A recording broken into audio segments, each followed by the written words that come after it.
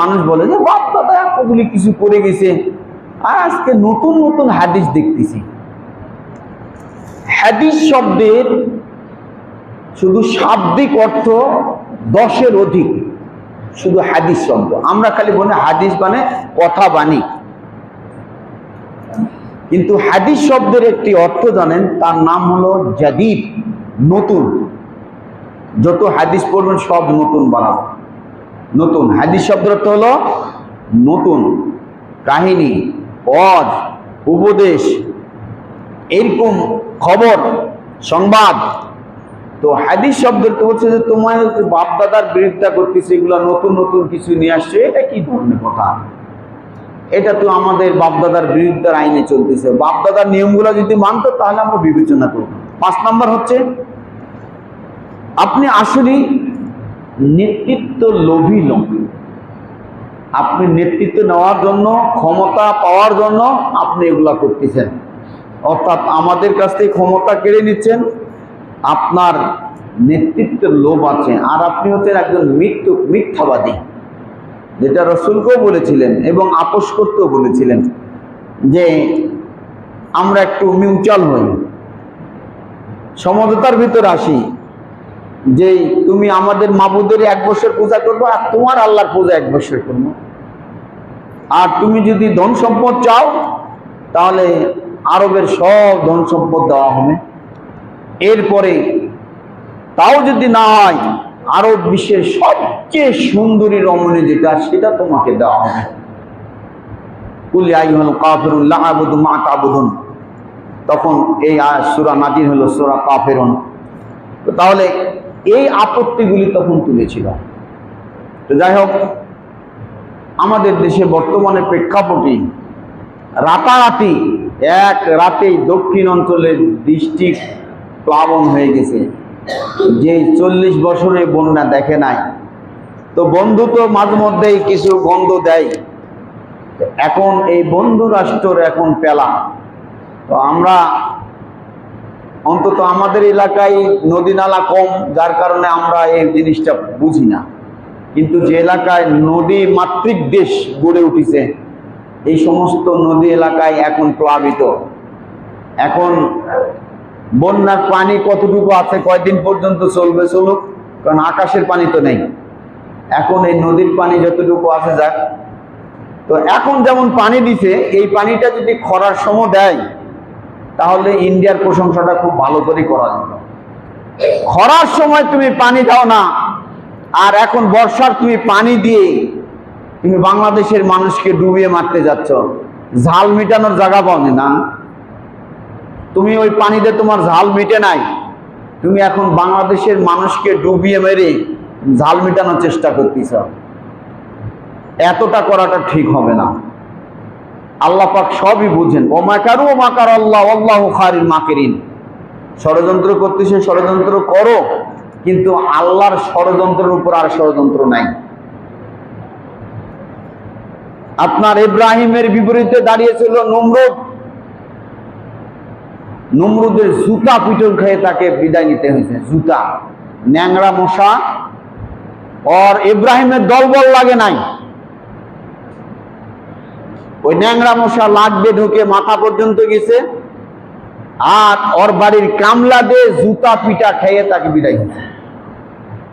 মুসার বিপরীতে দাঁড়িয়েছিল ফিরাউন। মুসার একটি দলকেও শহীদ হতে হয় নাই। তার দলবল নেই, নিজের জীবন বাঁচানোর জন্য নীল নদ পার হয়ে চলে গেল।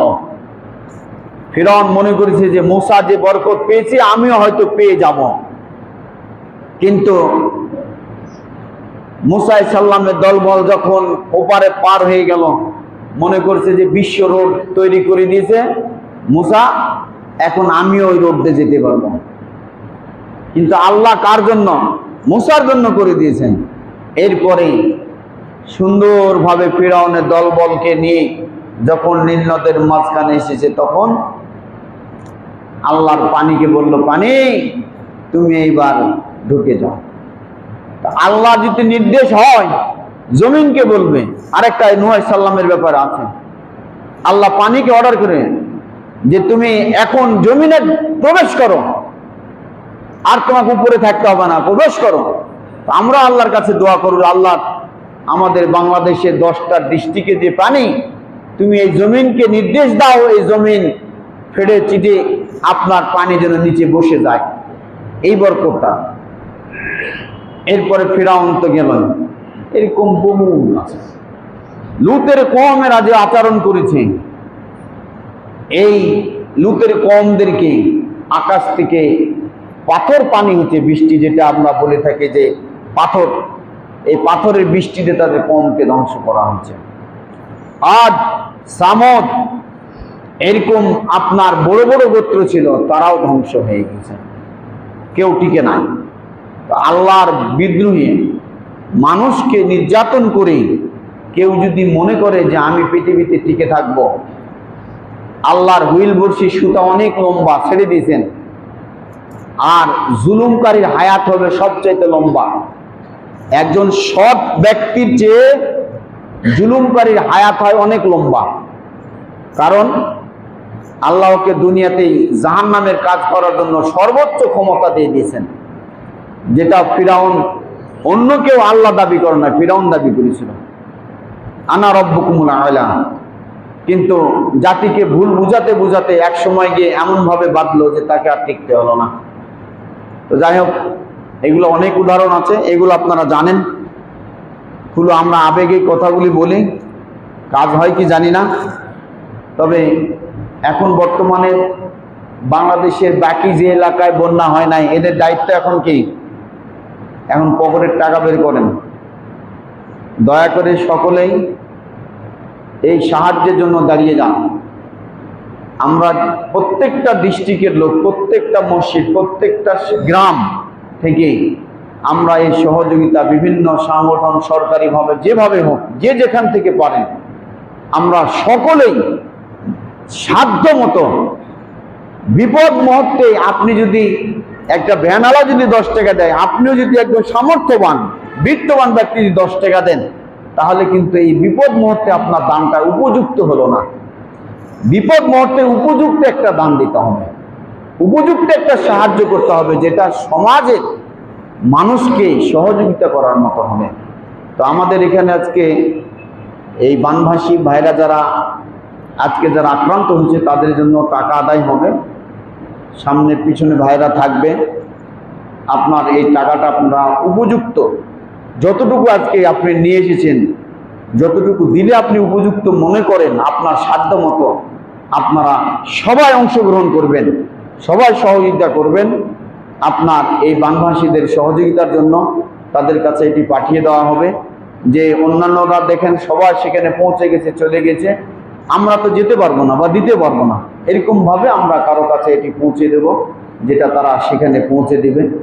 আমরা দয়া করে এই নামাজের পর আপনারা সকলেই আপনাদের পকেট থেকে যে যা পারবেন, সকলেই, এই যে আপনার 10টা ডিস্ট্রিক্টের মানুষ আজকে তারা চুলা জ্বলবে না, তারা ঘরে থাকতে পারবে না, তারা খাদ্য নাই, তাদের সব খাবার শেষ হয়ে গেছে, গরু, ছাগল, হাঁস, মুরগি, খেতা, বালুস, তারা যে একটা গামছা নিয়ে আসবে সেটিও নিয়ে আসতে পারে নাই।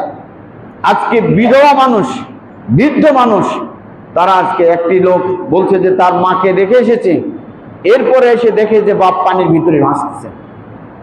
একজন প্রবাসী মানুষ, তার বলছে যে যত টাকা লাগবে একটা হেলিকপ্টারে পাঠায় দেন, আমার বউটা সেখানে বাসা আটকে আছে, কোন রকম করে ছাদের উপরে পানিটাও তো উঠে গেছে, সেখানে নিম্ন অঞ্চল, সেখানে বেশি প্লাবিত হয়ে গেছে, সেখানে হেলিকপ্টার দিয়ে সেখানে সহযোগিতা করে সেখানে তাকে নেওয়া হয়েছে। আপনার শিশু বাচ্চা যে আর্মি ভাই আছে, দেখেন যে একটা বাচ্চাকে কোলে করে নিয়ে, সেই বাচ্চাকে, আপনার 3-4 মাসের একটা বাচ্চা সেখানে কোলে করে আছে। একটা বৃদ্ধা মা, হাড়টা তার শরীরে সবকিছু বেরিয়ে গেছে, ছেলে তার মাকে ঘাড়ের উপর করে নিয়ে সেখানে পার হচ্ছে। এই যে দুর্বিষহ একটা যে ষড়যন্ত্র, এই পানি দিয়ে মানুষকে মেরে ফেলার একটা ষড়যন্ত্র, এই ষড়যন্ত্র বদলা আল্লাহ নেবে, মানুষ নেবে না, বাংলার মানুষ নিতে যাবে না, আল্লাহ ষড়যন্ত্র নেবে। তার বিমানবন্দর শেষ হয়ে গেছে, তার বিমানবন্দর ধসে গেছে, এটা একটা অন্তত হলো আল্লাহ একটা নমুনা দেখিয়েছে, তার একটা গজব ছেড়ে দেওয়ার জন্য। আল্লাহর এই প্রতিশোধ নেবেন। আমি দয়া করে সবাইকে অনুরোধ করব, আপনারা যে যা পারবেন বাইরে ভাইরা থাকবে বা আপনি আমার কাছে এখানে দিয়ে যাবেন, এবং পরবর্তীতে যদি টাকা না থাকে আরো বেশি কিছু দেওয়ার চিন্তা করেন, পরবর্তীতে আপনি দিতে পারবেন। এটা চলমান থাকবে, যতদিন এই ঝামেলা থাকবে, সমস্যা থাকবে, এটা চলমান থাকবে, টাকা সেখানে পুষতেই থাকবে। আপনারা সবাই সহযোগিতা করবেন। ভিডিওটি দেখার জন্য ধন্যবাদ।